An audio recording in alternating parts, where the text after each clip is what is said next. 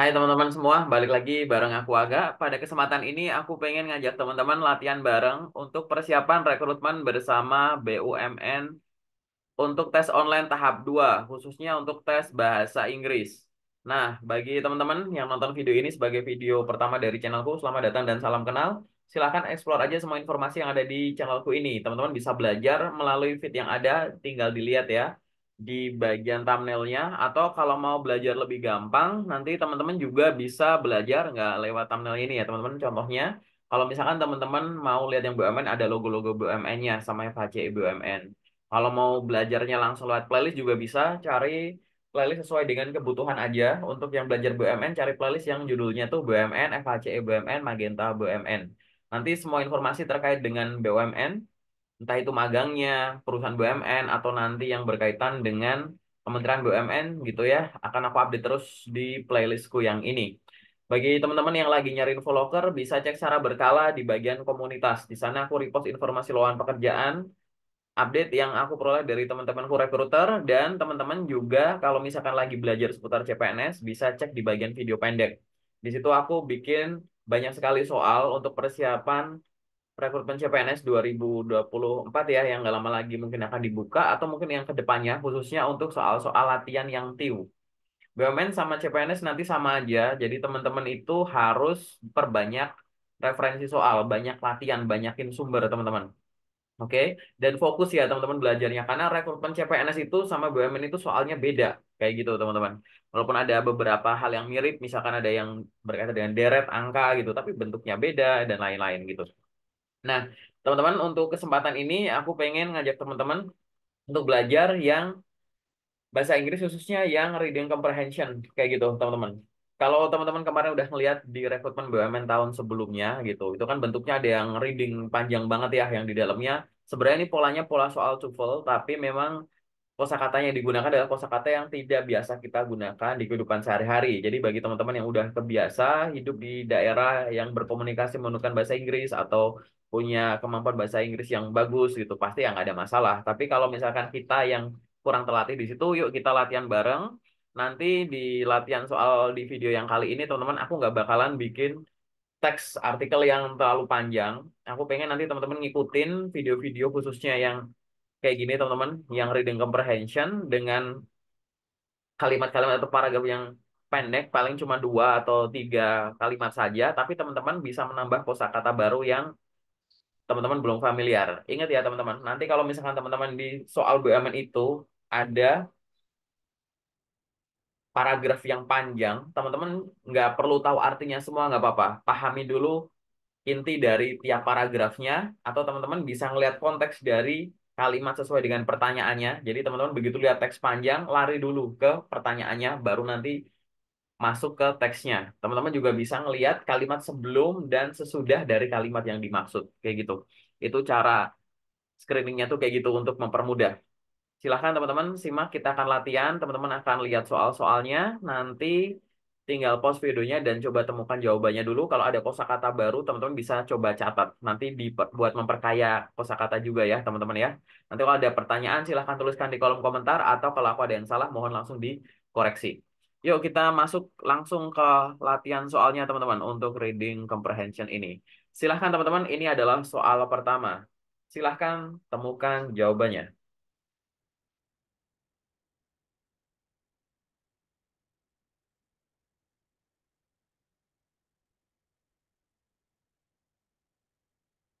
Udah ketemu jawabannya, teman-teman?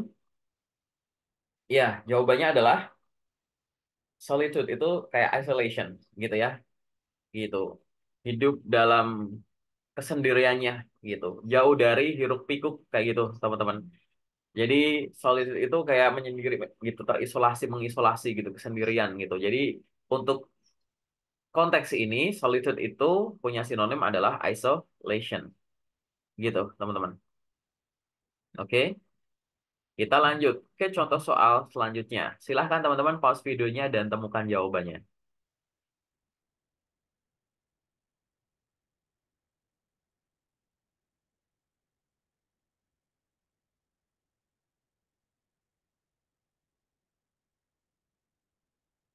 Ya, jawabannya adalah Jawabannya adalah persuasive language gitu, bahasa yang persuasif gitu. Jadi mempengaruhi pembaca audiens gitu, mempengaruhi audiens gitu teman-teman ya. Bahasa-bahasa yang persuasif kayak gitu. Ini di sini di videoku aku ada sedikit yang beda ya dibandingin dengan yang awal-awal teman-teman, karena kemarin banyak yang bilang Kak, coba masukin translate-nya ya. Aku coba masukin ya, kurang lebih kayak gini teman-teman. Nanti mohon dikoreksi kalau ada yang salah ya. Kita lanjut ke contoh soal selanjutnya. Silahkan teman-teman pause videonya. Apa nih? Uncharted.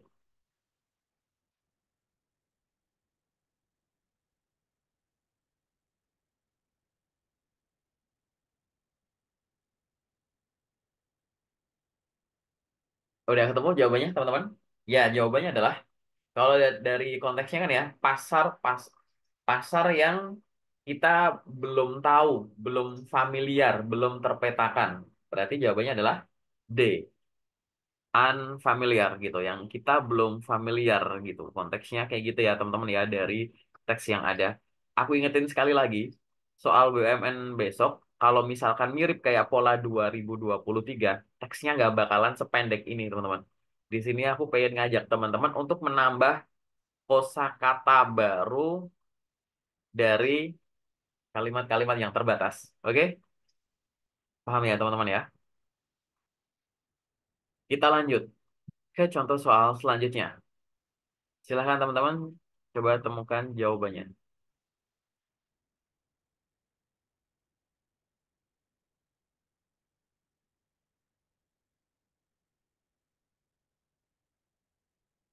Gampang ya teman-teman ya, yang ini. Estetik itu adalah positif gitu, misalkan teman-teman nggak ngerti artinya gitu. Ugly, functional, clumsy, fragile itu tuh kan negatif semua ya. Jawabannya adalah ya beautiful gitu. Ingat teman-teman, pada saat teman-teman ingin mengartikan suatu kata, artinya apa, sinonimnya apa, maksudnya apa, teman-teman jangan lari dari luar konteks. Kalau ada teksnya ya teksnya di situ. Jangan nyari definisi umum yang per kata gitu loh teman-teman gitu. Karena kadang kata itu akan punya arti yang beda saat konteksnya beda, gitu ya. Jadi jawabannya adalah beautiful. Ini adalah soal nomor 5. Silahkan temukan jawabannya.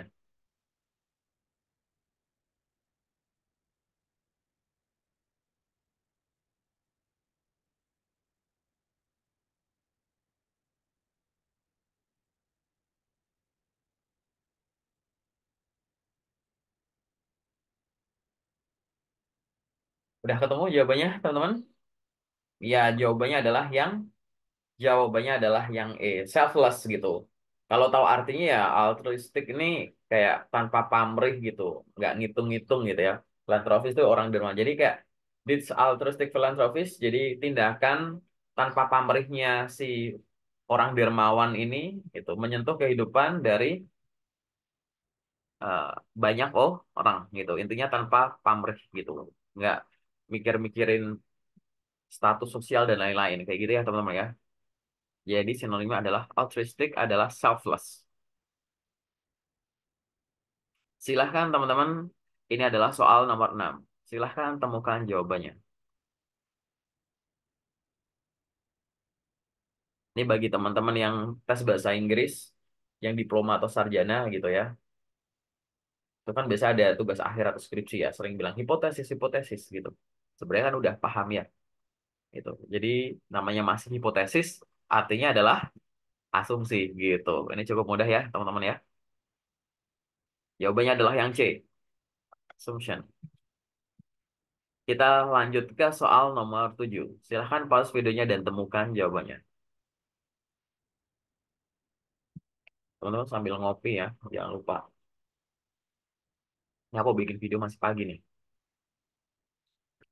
Oke, jawabannya adalah jawabannya adalah B, skill, mastery gitu ya. Jadi tongkat seorang konduktor yang begini-begini tuh, yang digini-gini. Ya, gitu ya. Jawabannya adalah skill. Kita lanjut ke contoh soal selanjutnya. Silahkan pause videonya dan temukan jawabannya. Diligence. Ini sebenarnya cukup familiar ya harusnya teman-teman dengan kata ini ya. Biasanya kita lebih kenal adjektifnya, diligent. Jawabannya adalah yang ya, jawabannya adalah C, yang persisten. Kayak gitu ya, teman-teman ya. Kita lanjut ke contoh soal selanjutnya. Silahkan pause videonya, teman-teman.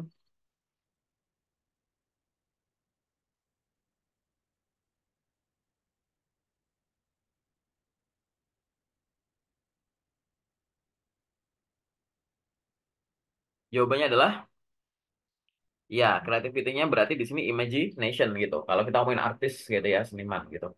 Jadi kreativitas untuk apa sih sebenarnya? Berimajinasi kan ya gitu. Kok bisa sih bayangin kayak begini karya-karya unik kayak gini-gini gitu. Terus medianya kok bisa beda-beda gitu. Jadi kreativitasnya ini lebih ke imagination-nya dia kayak gitu. Jadi jawabannya adalah yang B.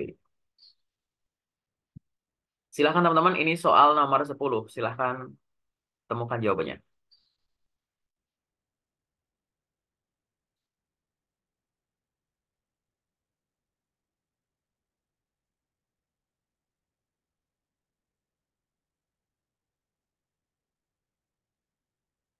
Kalau nggak ngerti artinya teman-teman bisa lihat itu ya. Dari kalimat pertama dari kata impresif, positif. Berarti ini artinya adalah positif tuh. Kalimat kedua, with a masterful command of language. Masterful, positif lagi. Berarti eloquent ini artinya juga positif lagi nih teman-teman. Kalau nggak ngerti artinya. Berarti yang C nggak mungkin, ya kan? Yang D juga nggak mungkin monoton. Awkward juga nggak mungkin. Nah, kira-kira apa? Simplicity atau fluency? Jawabannya adalah ya fluency ya teman-teman ya. Kefasihannya gitu. Dalam menyusun narasi. Keahliannya dalam menyusun narasi. Kayak gitu. Itu contoh misalkan teman-teman pengen identifikasi suatu konteks, misalnya dicari artinya apa atau refer to apa, tinggal lihat kalimat sesudah atau sebelumnya. Sama dilihat ini kalimat positif sama negatif nih, kayak gitu. Tapi balik lagi ya, nanti soalnya pasti kalau keluar teks kayak tahun lalu, panjang banget paragrafnya. Oke, kita lanjut ke contoh soal selanjutnya, teman-teman. Innovation.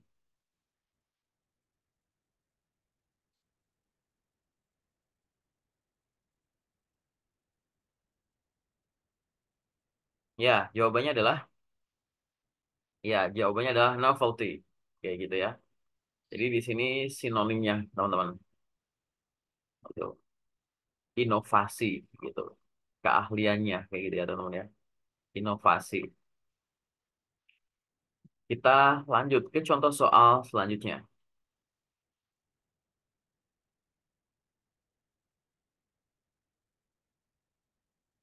Vision.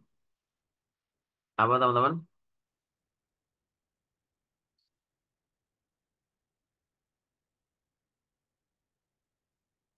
Confusion nggak mungkin. C. Indecision. D nggak mungkin. Hesitation nggak mungkin. Nah, short-sightedness atau insight. Jawabannya ada insight. Betul, teman-teman. Wawasan ya ke visi gitu. Oh ya, teman-teman ya. Wawasannya si pemimpin ini untuk men-setting target tujuan yang ambisius. Oke, kita lanjut ke contoh soal selanjutnya. Silakan teman-teman temukan maksud dari curiosity di sini.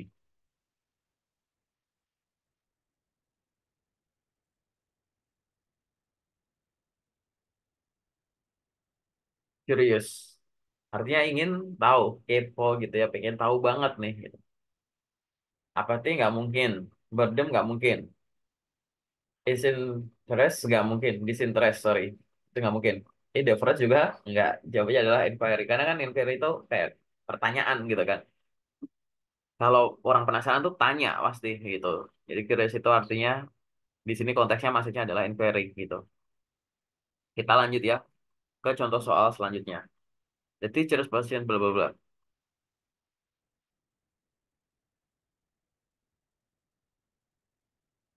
C nggak mungkin.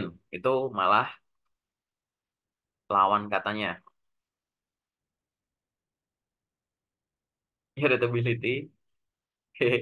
Ya, jawabannya adalah A ya. Forbearance ya, teman-teman ya. Kesabaran gitu. Ini sinonim banget ini nih artinya gitu. Forbearance itu sinonimnya adalah pasti patience ini. Oke, paham? Kita lanjut ke soal selanjutnya.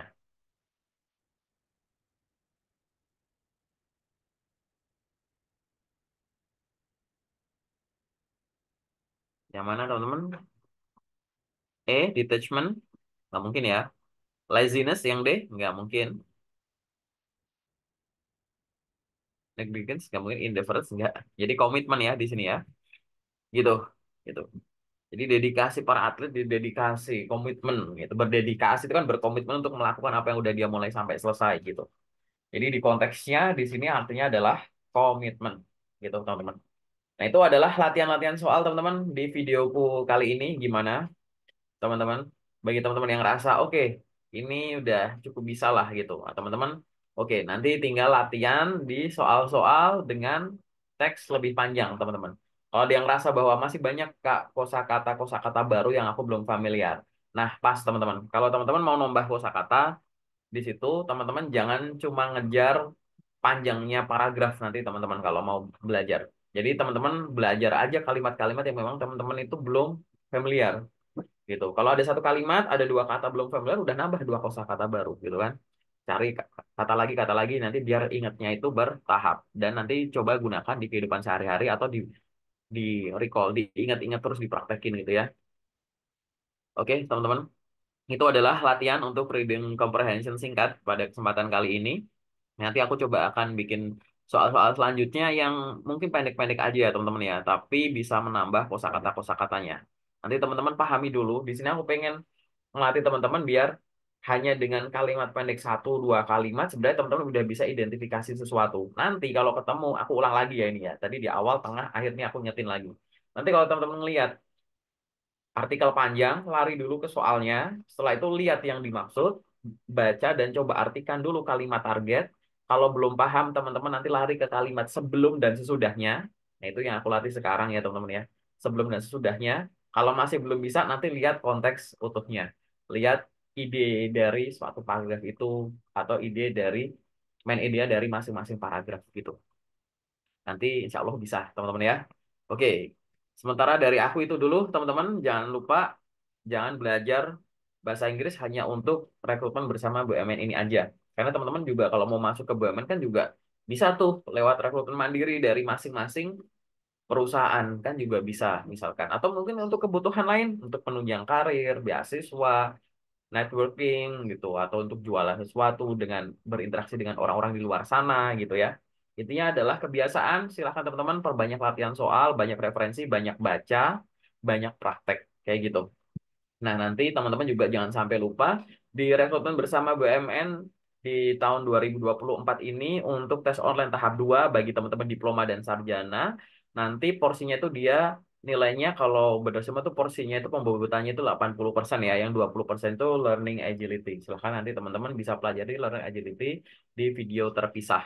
Di sini porsinya cukup besar teman-teman sebelum nantinya teman-teman nanti lanjut ke tahap selanjutnya. Jadi di sini silahkan persiapkan dengan baik soal-soalnya. Aku ingetin lagi bagi teman-teman yang belum pernah ikut rekrutmen bersama BUMN tahun sebelumnya. Yang tahun sebelumnya itu soal-soalnya mirip kayak TOEFL, oke? Tapi menggunakan banyak kosakata yang jarang ada. Itu. Jadi banyak yang kaget karena kalau tahun kemarin 2023 kita referensi mundur 2022 itu beda banget teman-teman. Kayak gitu. Nah, 2024 ini aku juga nggak tahu kayak gimana. Kalau misal sama kayak tahun lalu, ya kayak gitu teman-teman. Perbanyak wawasan terkait grammar, structure, biasain untuk baca suatu suatu artikel, reading comprehension dengan artikel yang panjang-panjang dan lebih tepatnya bukan panjangnya, tapi menggunakan kosakata yang teman-teman jarang gunakan. Jadi tahu sinonim-sinonimnya gitu loh, teman-teman. Oke, sementara dari aku itu dulu. Semoga bermanfaat. Silahkan nanti kalau ada pertanyaan bisa tuliskan di kolom komentar. Atau kalau mau diskusi karir secara umum, teman-teman bisa ngubungin aku lewat sosmedku ini. Aku akan fast respon kalau misalkan teman-teman mau nge-DM IG atau connect ke LinkedIn ku juga nggak masalah. Kayak gitu. Oke, sementara dari aku itu dulu ya teman-teman ya. Semoga membantu, semoga bermanfaat. Sukses selalu.